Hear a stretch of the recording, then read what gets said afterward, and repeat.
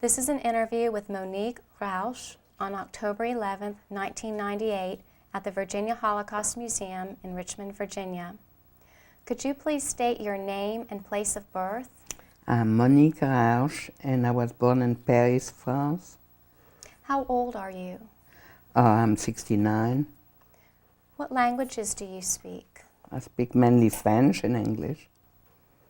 Where were you living before the Holocaust began? I was living in Paris, France. Could you describe your life before the Holocaust began? We had a life like everybody else. My father was working and I was going to school. My mother was working with my father. He was a tailor, and they were working at home together. And it was a simple life. How many were in your family? It was just my parents and I.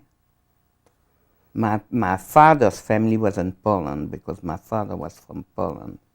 And my mother was born in Russia but came to France when she was 1 year old.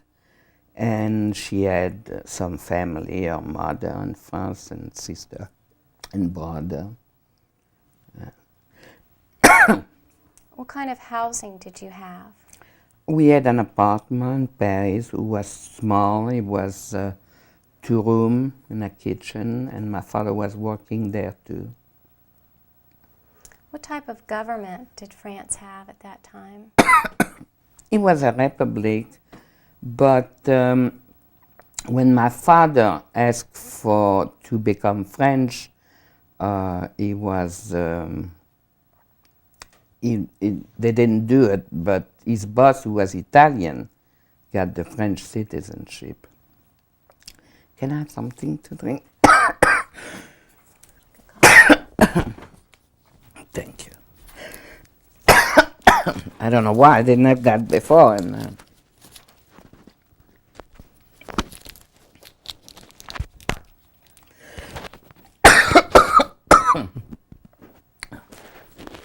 What was the predominant religion in your area? Catholic. Most of France is Catholic. Did being a Jew before the war have a religious significance or a cultural significance to you? To me, yeah, probably a little bit of both. We were not that religious, but I knew I was Jewish, and we respect the holidays, and we used to go to temple for the big holiday, but we didn't go to temple weekly. Thank you.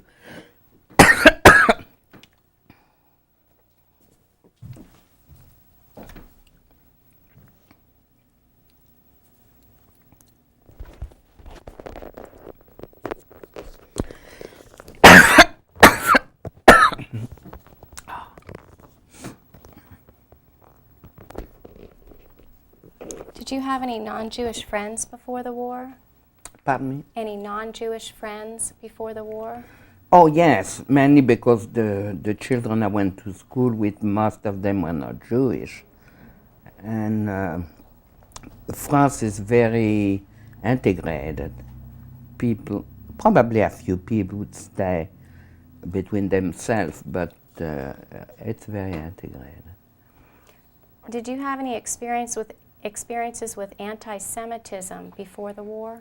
I was a child, so I didn't, my parents might have, but I really didn't see. I was 10 when the war started, so I really didn't pay attention about this.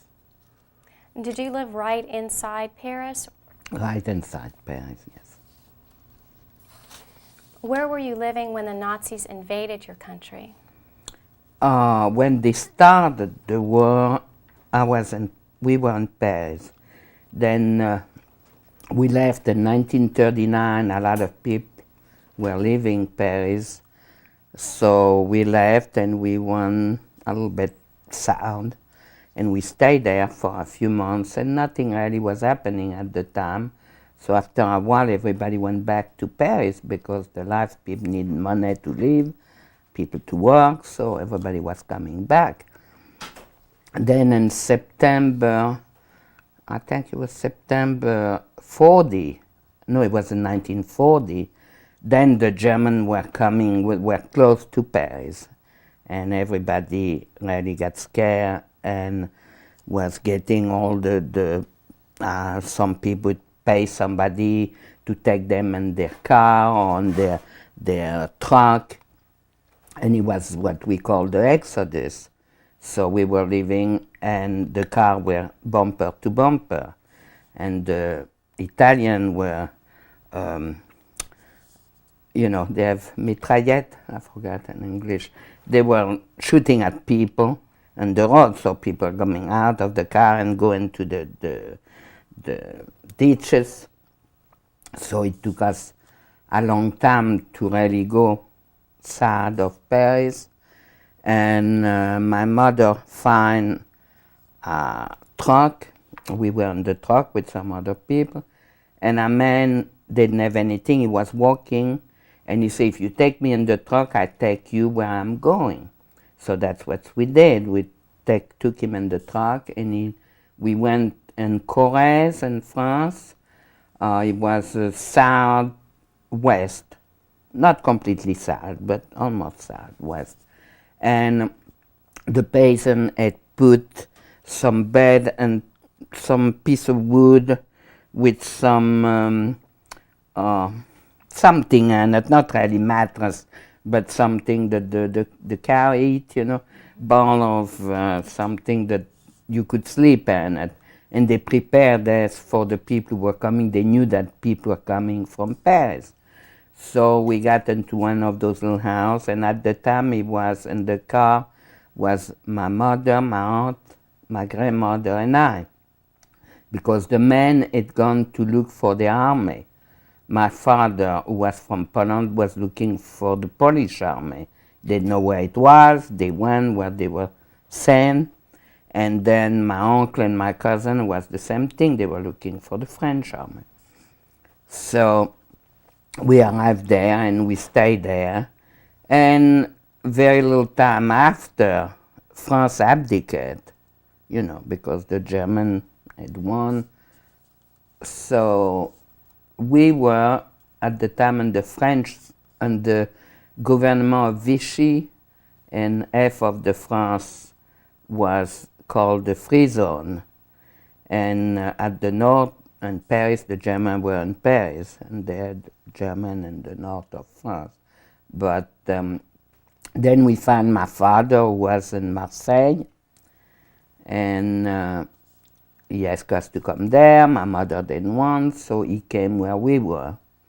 And then after my father was here, my parents said they have to go somewhere bigger because we didn't have any money to live. My father had to find some work. So they went there. And Brive was a city not far from where we were. And they found a tailor who was willing to give my father work. And they found 2 rooms for us to live in. And we went in Brive. And that must have been in 41, probably. And how old were you at that time? In 41, then I was 12 years old. Yeah, I was born in 29. No, I was not 12. I was 11, I think. 29. Anyway. What were you able to take with you when you left Paris? Oh, not much. Not much. We took just probably a little bag, but we didn't have that much to start with. It was not a life like it is now here, where people have so much thing. Well, I cannot say we had that much, but we didn't even take what we had. Didn't take any furniture or anything like this. We just took a few clothes. How were you treated in Vichy? That was not Vichy, it was the government of Vichy. The thing is that the people, like when I was in school, it was a lot of anti-Semitism there, because most of the Jewish children were better than the other, and it was, at the time when I started school in Brive, it was 6 Jewish children, and we were always the first one, because we had a classman in the class, like first, second, and then after that, 3 went somewhere else, and we were 3 left, and we were always the 3 first one. So we were always discriminated against by the other children who really didn't know what a Jewish person was. They really didn't know.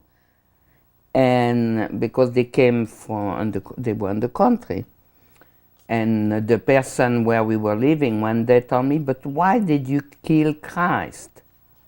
You know, for them, the Jewish people were bad because they imagined that we killed Christ. And I said, but what's to me? You know, how long ago those things happened, and I don't know how it happened, and I didn't do anything to anybody, you know. And they were showing propaganda movie, Le Juif Sus was a movie that they were showing where they were saying that the Jewish people put blood of a Christian child in the matzah, and people used to believe it. So, and at the time, really, when they started taking the Jewish people there, they didn't take the Christian people. So they didn't understand. But at the end, when they took the Christian men too to take them to Germany, then some people came closer to us and say, oh, now we understand. You know, but at the beginning, they really didn't understand what was going on. They thought the German did that for a reason. Were there any restrictions placed on you as a Jew living there? Yes, we couldn't travel without, we have to ask if we want to take the train or something. If they find us in a train, they would take us away, you know. And we had to be in the city hall, we had to be in a list of Jewish people, and we have to have Jew in our paper, because in France everybody has a carte d'identité with, like here, the driver's license, you know, you show, and it was marked Jew. And so we didn't have to wear the star. I never wore the star. The star in Paris, they were wearing the star, and the occupied zone, but in the French zone, we didn't have to wear the star. Was your father's job enough to take care of food and shelter and clothing for your family? Yes, because it was nothing much to buy anyway. We didn't have enough money for the black market, but for the little bit of food that we could buy, it was enough. Were there any acts of resistance or? It was a lot of resistance around Brive. A lot of people were under resistance. It was called le maquis in French, and it was in the country around, and it was a lot of people. And they were pretty active. But then they were reprisals. That's during one of those reprisals. That was something that happened in Paris, but they had a lot of reprisals where I was too. And that's during that time that they asked for 2,000 Jews, and that my father was taken. That was in 1943. And how was he taken? They came from the city hall, and a young man, and he said that he needed, I was in school, but my mother told me that he said that he needed him for a verification of paper. So he took him to City Hall, and my mother said that she was coming too, and she came to school and got me in school, and we both went to City Hall. And when I was there, I saw already that when my father wanted to go to the bathroom, he had to have a gendarme in front of him and one in back of him, because they didn't want him to go away. It was not a verification of paper, but they were taking them on deportation. And what happened to him after that? They put him in a camp in Brive. Somebody came to tell us, and my mother and I went for 2 days to bring him some food. And the third day, Was a Sunday, was supposed to be there. The director of the camp had told my mother, oh yes, they are going to be there tomorrow. And when we arrived, nobody was at the camp, and it's that Sunday morning. And somebody came during the night, that I don't know who it was, and yelled to us where my father was, that my mother should go with me since I was French, that maybe they would let him go because he had a child who was French, because they didn't take the French people at this time. And we really didn't have the right to take the train, but my mother and I took the train, and we went to that camp, and we couldn't see him all day long. My mother asked about me being French, if he would help, but they said no, that he was Polish, and he was taken because he was Polish. And I knew a man who was Hungarian, and I remember that they released him at the time. They were taking only what they were supposed to take at that time. And there were no German there. They were only French people who were working for the German, really. And he was a lady who had a baby, a new baby, and her husband had never seen the child, and she wanted to show him. And it was barbed wire, and she came near the barbed wire to show him the child. And the French gendarme or policeman, I don't remember, say, if you come closer, I have to shoot you. Maybe he had to, but I don't know if he really had to or if he wanted to. And so she couldn't really show him the child. Probably he saw it at night. We stayed all day outside the camp. And at night, we walked. They told us that we could walk with them when they go to the station. So we walked with them, and they put them in cattle wagon. And we went there, and the last thing my father told me was, take care of your mother. And that was it. So that was a transit camp that he That was a transit camp. They were there a day, I think, in that camp. And then they went to Drancy. Drancy was the outskirts of Paris. I used to pass there all the time when I was going to my grandmother.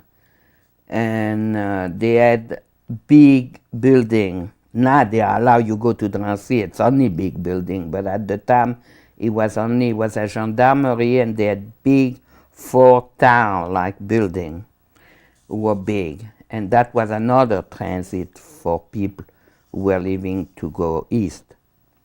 So that's where he was, and he sent us a card, a little card from there, and that's the last thing we ever heard from him. And after that, we really didn't know where he had gone, until I really saw in the book that Serge Klaxfeld made in France about the French people who had been taken on deportation. I saw the name of my father and the date and the number of the convoy and the place where he went. And that was the first time I had seen. And then I had brought not long ago to the Red Cross to make sure that they didn't have any more information, and they gave me the same information that was in that book. After the first camp, a man came to see us in Paris after the war and said that he was with my father, and that they had gone to three camps. The first one, and then they were supposed to walk to go to another, and then a third one. And from what this man said, he said that he would have died going in the third camp, that he couldn't walk anymore, and he died. But we don't know, we never knew if it was really true or not, because at this time some people used to come and talk to people to try to get money. And my mother really didn't want to believe one way or another, because she didn't know. and we didn't. I was too young to do anything at the time. Now, I'm sorry that I didn't take the name, because in that book, Serge Clarksville gave the name of 6 people who came out alive from the convoy where my father was. And then I would have looked if this name would have been one of the 6. But I don't have his name, and probably now he's been dead a long time. And according to the book, which camp was he sent to? Medneck, yeah. That's where they said that they are sure that the convoy was sent there. And also the Red Cross says the same thing, that he was sent there. So that was the first camp where he was sent. But from that man, he said that they had gone to Trip camp, because at the end they were moving the people where the war was finishing. They were moving, but I don't know, my father was not a man who did sport or things like this, and I think for him it must have been very difficult. He was only 42, and now I realize he was not old. At the time when I was young, I thought he was old because he didn't have any hair in the middle of his head, and I thought he was an old man, and he was not. When I see my son now with 45, I realize that 42 was not an old man. In the card that he sent to you from the camp, what did he say on it? Oh, very little. I find it in my mother's place, and I have it at home, and I misplaced. I cannot find it now, but I know I have it somewhere. And he said that he's been there, that he hope we're okay, and that if he can, he will write more, But he didn't send. It was just a little card with a pencil.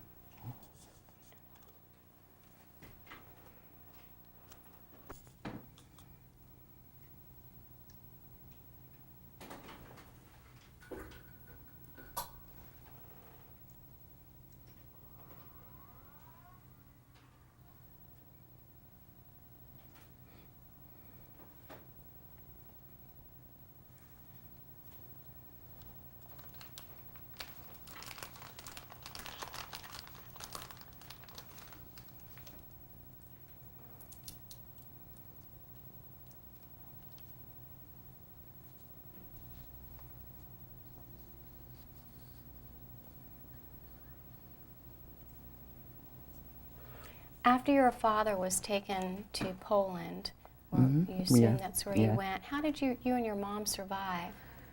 My mother, the first thing that my mother did was to look for work. My father was making clothes and delivering to 2 stores, so one of those stores needed somebody to work at the shop. So my mother got the work, so she was sewing with my father. She went to work over there, so we had money to survive. And I didn't go, more. I was at the end of my elementary schooling, and I went, after I finished and I passed the certificate d'études in France, it's the first diploma you can pass. Then I was looking for a job. I was 14, and I went to work. It was a studio, picture studio, and they asked for an apprentice presented by our parents, so I went with my mother there, and I started working there. And with what we were both making, and since we couldn't buy much anyway because it was the war, and we didn't have any, we couldn't go anywhere for the black market people who had bike. But being Jewish, we would not even have gone, because if somebody would have caught us doing black market, we would have been gone right away. So we were eating, what we could find. And once my mother found a lady who sold her a few pounds of potato, and we were really keeping the potato and taking off the little eye and everything, so the potato will last, for some time. But we were not the only one like this. A lot of people were like us. And when sometime they were talking, because the German had come to town, and the German were there, and it was a very bad town for that, because they had, I think it was called the Division of Österreich, and it was very bad. They were very bad. They had a place across the Hotel Terminus where they used to take people from the underground that they would cut, and some other people, and they want to make them talk, and they put them in bath of ice water, and it was one of the worst place around for that. Once it was a little town named Oradour-sur-Glane, and over there we heard, it was a Monday morning, we heard that they have killed everybody in that town.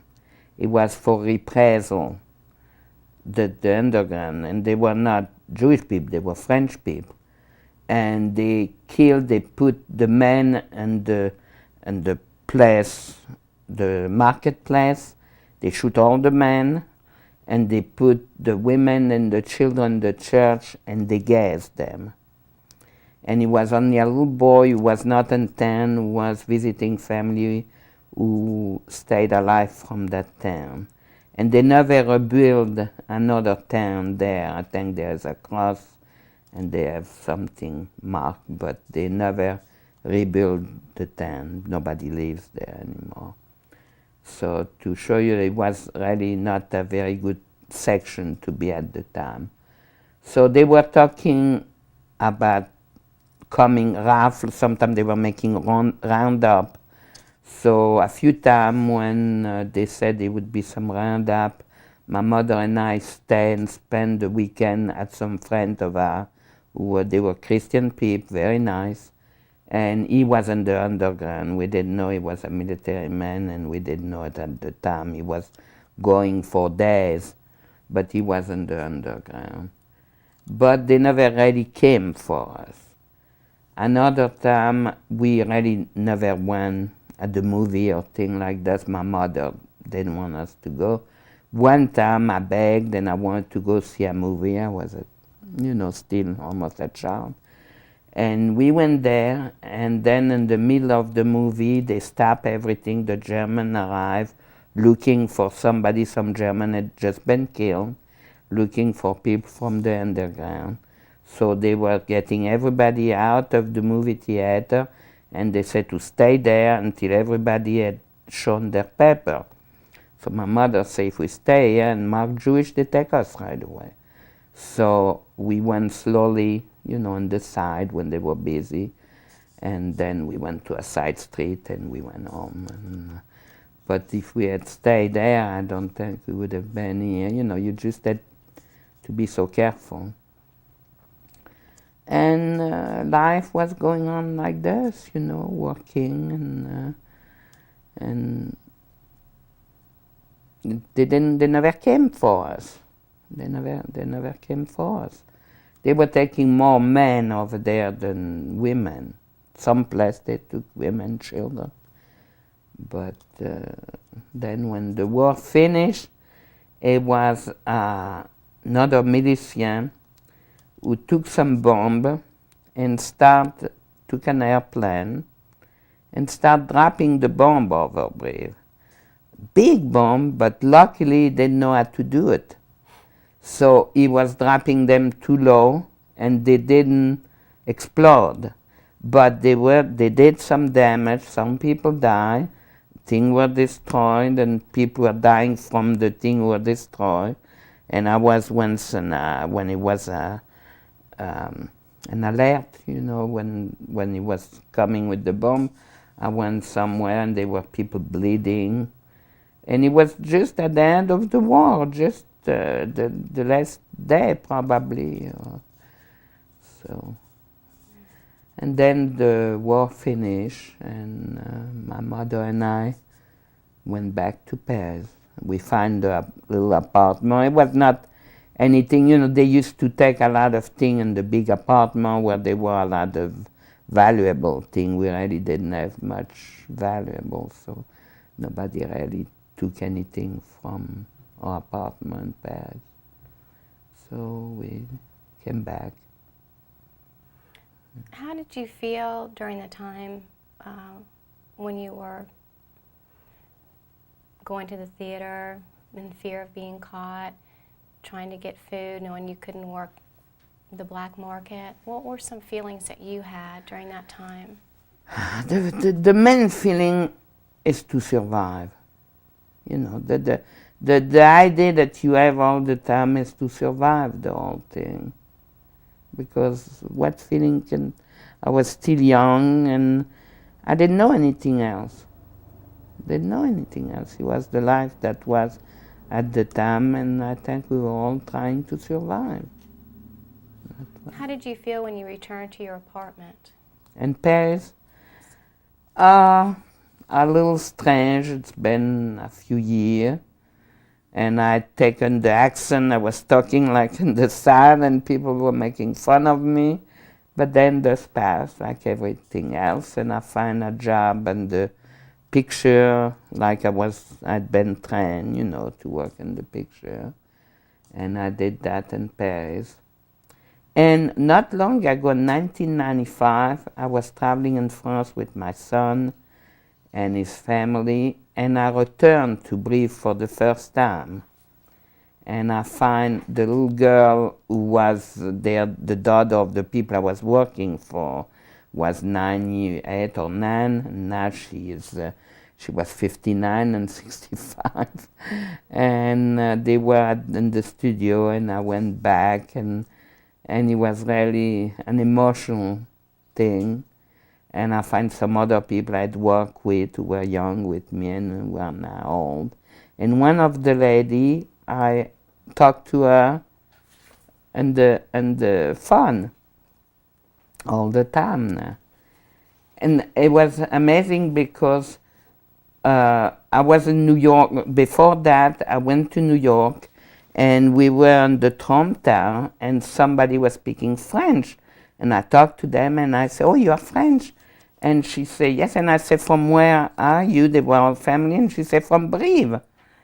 And I said, "Oh, I used to work over there at La Rivière." And she said, "Oh, Nicole is one of my best friends." And in America, I'd find a best friend of that lady, and I gave her the address, and that's how I went back into, you know, she brought to me in America. And it was really amazing. Do you have, or have you had any feelings towards the French who helped the Germans against you? Oh, I have a bad feeling with those people, because some people really did it for money, and they were, but to me, they don't even merit the name of French.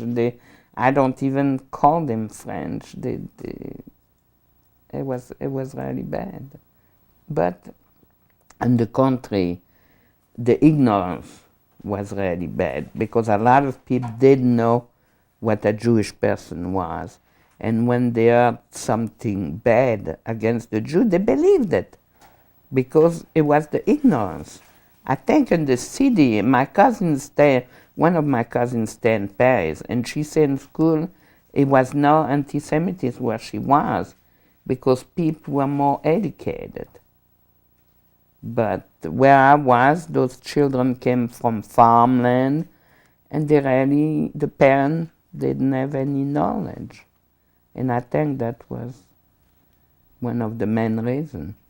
And besides that, some people did it for conviction, who really didn't like Jew and wanted to help the German to get rid of the Jews. Some people did it. How long did you stay back in your apartment back in Paris when you returned? I stayed there until I got married. I returned in 1945, and I got married in 1952. And I lived there with my mother. Then when I got married, went in my own apartment in Paris. But you know, one thing I didn't say in the beginning, we had cousins in Richmond, and they wanted us to come to America, right in the beginning of the war. And my father wanted to come. My mother was scared. You know, she had never left the place. She came in France, she was a year old, and she was really scared. She didn't want. And finally, she gave in, and it was too late, one day too late. They had closed, the day before they had closed, Washington closed the entry. But our cousin sent us the affidavit by telegram right away, and the money for the passage, and they were great. And at the end, I came to America anyway. And when did you come to America? We came to America in 1957. And why did you decide to come? They were talking about a war at the time in France, and it was something were not really right. People already were starting to buy oil and sugar. You know, the first thing you talk about a war, you buy the oil and the sugar because you can keep it. And it was not very good. Besides this, we didn't have enough money. It was not, you couldn't borrow money like here. And my husband was working in the apartment. Our apartment was too small to live and work. And our son was coughing all the time because my husband was making a raincoat, and it was smelling, and they were hanging, and our son was sleeping under and was coughing. It was not really a good time for us. So I brought my cousin, and she said, come. And with the first, my husband wanted to go, and I didn't want. Then I decided, okay, we are going. And then when we were ready to go, he almost didn't want to go. But we sold the apartment. It was not really, we didn't own the apartment, but it was a commercial, a place where you could work, so you had to pay. At the time, you couldn't find any apartment in France after the war. So you had to pay just to get the key for an apartment. It was hard. So we came here, and it was good.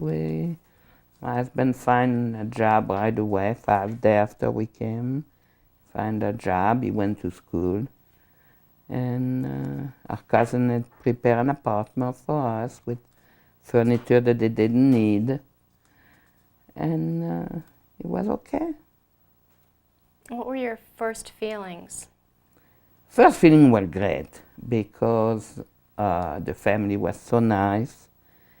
Then after a while we realized that the social life was not as good as in France. Like if you have a baby, when I had my son, they paid me in France to have a baby. And here we had to pay to have a daughter. So we got kind of lonely, and we thought that maybe we should go back. And I tried to go back, and I asked my mother, who was there, if she would help me, and she said no. And I said, okay, we'll stay here. And we stayed, and I'm glad we did stay. How did you adjust to the changes? You just mentioned one change that was hard. Besides this, he was all right. I was young. I was 28 when I came here, so I was not old at the time.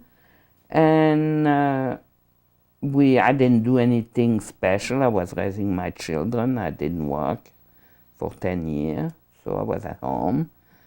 I was very careful with the money, so even the boys didn't make that much at the time. And I didn't work. We had enough. We always had a good meal on the table, and my husband was making his clothes and making our son's clothes, so we really didn't spend much. And we had a nice living place. The apartment was good. After the apartment, we bought the little house where we are now. And it was all right, and we didn't have any complaint. And now my husband doesn't want to leave Richmond. I like to go to Florida where my children are, but he likes Richmond so much that he wants to stay. Did you tell others about your experience at first after the war? Others, what do you mean? When you came to America, did you tell others about what you had experienced? Oh, so if the people were asking, yes, family, you know, but not anything like that. Did you find that very many of your relatives asked you questions? Oh yeah, they always ask, and people are really nice in Richmond. People, when we came, we didn't have any complaint because everybody was really nice. Even in the street, when you needed something, you didn't speak, and they knew you were French, so right away everybody tried to help you. It was good. Have you ever had any nightmares about what happened No, to you? my husband does. My husband does. A lot of time, I have to wake him up, till he starts yelling. He never told me why he yells, but he starts yelling. And that's one of the reasons he doesn't like to talk about every of those things, because it's too much for him. He just cannot do it. Where was he during the Holocaust? I don't want to talk about. He doesn't want to talk about, and this is his life. If you've not shared your most vivid memory of what happened, could you share that? I don't understand what you mean. A memory that really sticks out in your mind about something that happened during the Holocaust, if you've not already shared that. A memory, I was a child in the beginning, so I didn't really realize. The first time I really realized and got scared when I heard my father said, "I don't sleep at night. Every time I hear a noise, I think they're coming for me." And that really scared me. That was the first thing that really scared me, So that I can say was because when you're young, and we had never heard of anything like what they did, so we had no way of really thinking, especially at my age. Maybe my parents knew more than I did, but they didn't tell me. They didn't want to bother me probably with this thing. It was the war for me. It was the war for everybody, Only when I grew up and they took my father did I really realize that being Jewish was the worst thing at the time. Have you been able to separate your feelings for Nazis from German people? It's hard for me, and I don't wish anything bad to anybody, but I would not go to Germany. I like traveling, but if you give me a trip in Germany in the best hotel, I wouldn't go, because it would be too much memory in that. And now they have the common market in Europe, and I feel kind of bad about it, because I'm scared that Germany is going to get stronger with that and try to go over the other people again. How did the Holocaust change your life? Oh, it certainly changed my life. I would have gone to school longer and might have done a lot more things than I did. And I didn't have my father. That was bad for me, especially my mother was kind of sick all the time, very nervous. And for me, my father was very good. He was a very quiet man. When they took him away, they were building two houses. My father was working a lot at the window in front of the daylight, and they were building two houses in front, and he was a man who was working in the house who had became very friendly with my father, and they were talking. It was a small street, so they were very close from where he was working, where my father was working. And they were talking, and they were friendly, and when this man knew they took my father, he couldn't believe. He cried. Couldn't believe his man was, he really took care of his own business, didn't, very quiet, bothering nobody, and he just couldn't believe that. What one lesson do you think we should learn from remembering the Holocaust? We should try not to repeat anything like this, to respect each other, to respect every everybody, regardless of the color of their skin or of their religion. But I think things are going on now who are not like this in different places. Like the Serb killing other people. It's sad. It's very sad. So you still see dangers even today in other parts of the Oh, world? yes. How do you explain to children what happened? It's hard. It's very hard to explain, because when you don't live it, you can explain a lot, especially to children. When young people grow up, will understand, I hope, more. But I have 2 granddaughters, and I try to explain, but it's still hard. But the oldest of my granddaughter will learn it in school this year. She is supposed to learn the Holocaust in school, and probably I talk to her more. When I see her, I will talk about it, and she will probably ask me some questions. By then she will be 12 years old. And if you're younger, it's hard to understand. But something happened a few days ago. I have a friend who works at the library in Front Royal, and a lady came with a child. I don't remember if it's a boy or a girl. The child was supposed to make a paper about Hitler and the Jew. And the mother didn't know. They have never heard the name Hitler. She asked my friend, "Do you know anything about a man named Hitler?" And what happened during the war, she didn't know anything about it. And this was an adult? That was an adult in Front Royal. So she was, my friend's parents are French. They are they are Catholic, but they are wonderful people. And they came from Corsica. And she know everything that happened because her parents told her, But when she heard that, she couldn't believe. She told me, she said, it's amazing how people can live not knowing anything. How do you answer people who say that it never happened? How can you answer people when you know very well it happened? Nobody had told me, and I heard people who wrote books about it, and I don't know how can they say that, because there are still people alive who know it happened, went there with pen, went there, and know very well that it happened. So I couldn't answer somebody like this. I could just tell them what happened to me. Do you have any last memory that you'd like to share? Not really anything that I see. Well, thank you very much for sharing your memories and your Thank experience. you. Thank you. Okay.